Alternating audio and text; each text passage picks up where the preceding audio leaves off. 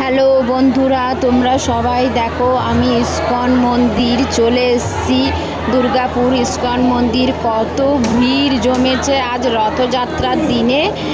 আজ রথের দিনে প্রচুর ভিড় হয়েছে, তাও তোমরা সবাই দর্শন করো আমাদের রাধাকৃষ্ণকে। ইস্কন মন্দিরে রাধাকৃষ্ণকে তোমরা সবাই দর্শন করো আর সবাই বলো হরে কৃষ্ণ কৃষ্ণ কৃষ্ণ হরে হরে, হরে রাম রাম রাম হরে হরে। এই দেখো তোমরা, আমি এখানে এসে খুব খুশি আনন্দ পাচ্ছি, তাই তোমাদেরকে শেয়ার করছি। তোমাদের কেমন লাগলো তোমরা আমায় জানাবে।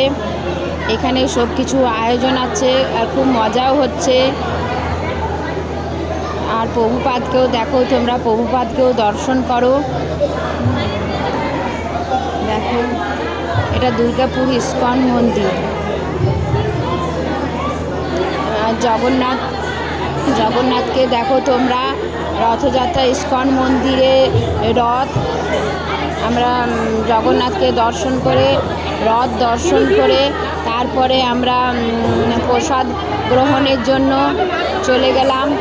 এখানে ভোগ দেওয়া হচ্ছে। এবারে আমরা জগন্নাথকে দর্শন করে এবারে আমরা প্রসাদ গ্রহণ করব। আমার মা প্রসাদ খাচ্ছে, আমারও প্রসাদ খাওয়া হচ্ছে। তোমরা সকলেই দেখো আর সকলেই বলো হরে কৃষ্ণ কৃষ্ণ কৃষ্ণ হরে হরে, হরে রাম রাম রাম হরে হরে। জয় জগন্নাথ, জয় মাতা সুভদ্রা, জয় বাবা বলরামে জয়। রাধে রাধে।